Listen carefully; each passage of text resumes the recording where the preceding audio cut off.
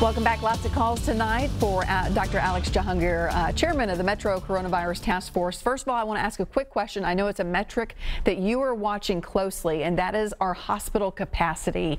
How does that look, and why is that so important to you?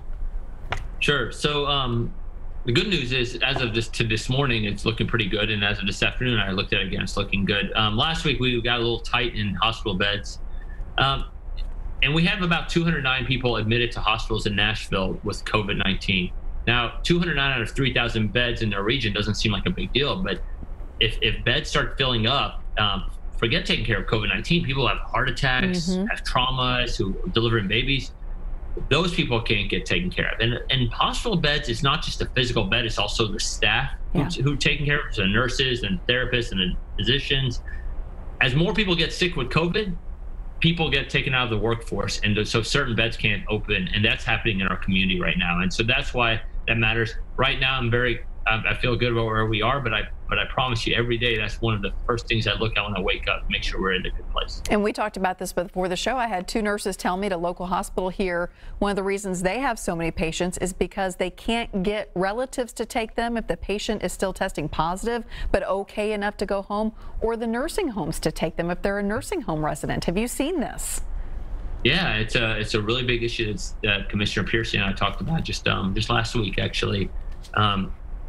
In the state, I know is working on a solution to that, but if you can't offload hospitals for more sick patients, after a while that backs up. That's why when 209 patients with COVID, those 209 don't clear out like other patients, and so that backlogs us. Yeah, it's a really great point you made. All right, let's go back to the phone line. Sierra has been waiting for a while. Sierra, thank you for your patience. Go ahead. Sierra, are you with me? Oh gosh, we may have kept her on hold too long. One more time. Sierra, are you with me? Okay, I'm gonna put her on hold. Maybe we can come back to her. Natalie is up next. Natalie, can you hear me okay? Yes. Great, go ahead. Okay, so with people who have respiratory illness, should they be able to go to work? Okay, did you hear that, Dr. Jahangir? I know it's pretty soft. Okay, go ahead then. Yeah, so the question of will people with respiratory illness, can they go back to work? I think that's a really loaded question that really you have to look at multiple variables. Where do you work? What kind of precautions are able to be taken? What is your respiratory condition, right?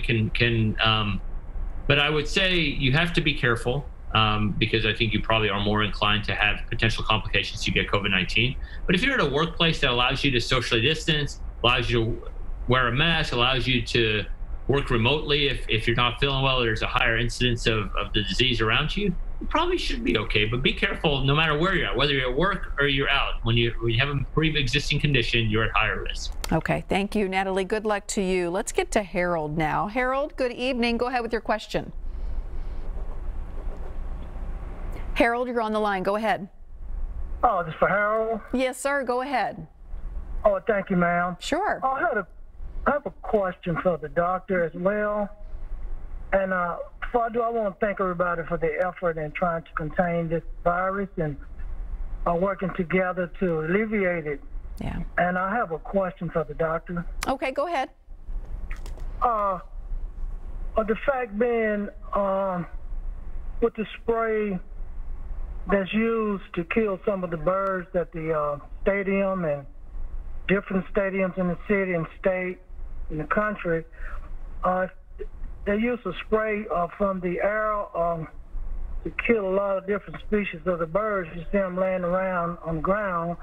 And I was wondering if that bacteria mixed with the COVID, then once they mix, will it cause the COVID to mutate and be more devastating for the community or for the world even? In that case, I was wondering if the doctor had knowledge of that type of trouble or circumstance. Okay, well, let's see what he has to say. Harold, thank you for calling in. Go ahead, Dr. Jahangir. Harold, thanks. Yeah, and Harold, thanks so much for your kind words at the beginning. It really does mean a lot, your support and the community support. So I'm not aware of exactly the spray you're referring to and the bacteria, but I'll tell you this virus, to the best of our knowledge, has not mixed with any bacteria and cross mutated. However, there's been shown to be some mutations in this virus as a function of time. So what is really interesting is the strain of this virus one sees in Seattle was different than what you saw in New York. And I think that's because the one from New York came from Italy and the one from Seattle came from actual China. And so any virus mutates a little bit, and this is no different. And that's what makes the vaccine development a little more remarkable if and when it happens. So thank you so much. I have a question too. I think it was just the other day that you said that people who are being admitted into the hospitals are sicker than they were before. Was it you or Dr. Pierce who said I can't really keep it straight sometimes? Can you tell me why that's the case? I think that was Commissioner Piercy. Who, okay, sorry about that. I've grown to really, but I didn't remember her saying that, and I've also have heard that and seen that. You know, I don't know. Some think that maybe it is the virus is mutated, is make people more sick. I don't know. I mean, I think that's an accurate statement that has been shown factually.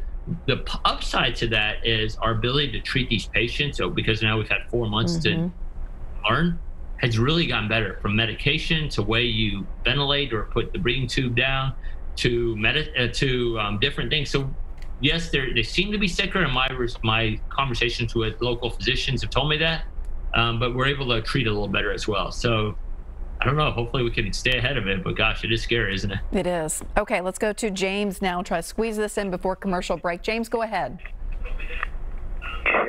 James? Yes, sir, go ahead. I want to know if I would be a good candidate for the test on the virus. Do you have symptoms? No, ma'am. I had good cancer of the throat. At 85 years old, and I got the cancer. I still got it all. Gotcha. Okay, let's see what I'm going to hang up so you can listen to your TV. And you know what? James brings up an interesting point with slow testing result times that are starting to appear. Yeah. He doesn't have any symptoms, but he has a pre-existing condition right now with cancer. Should he be getting tested? Well, James, I would say in short, no, don't get tested unless you have symptoms or have a reason you're worried about the virus, right? Especially if you have a pre-existing condition, maybe a lower immune system like cancer. But if you've been around somebody or you're having sore throat, fever, cough, diarrhea, loss of taste and smell is a big one, then get tested. And you know, the delays are national. We're starting to see that. We actually changed our lab here in Nashville to be able to do it faster, and we got a little faster results, but it is a problem, James. But if you're worried about the thing, get tested. Otherwise, I would stay in and don't get exposed yourself.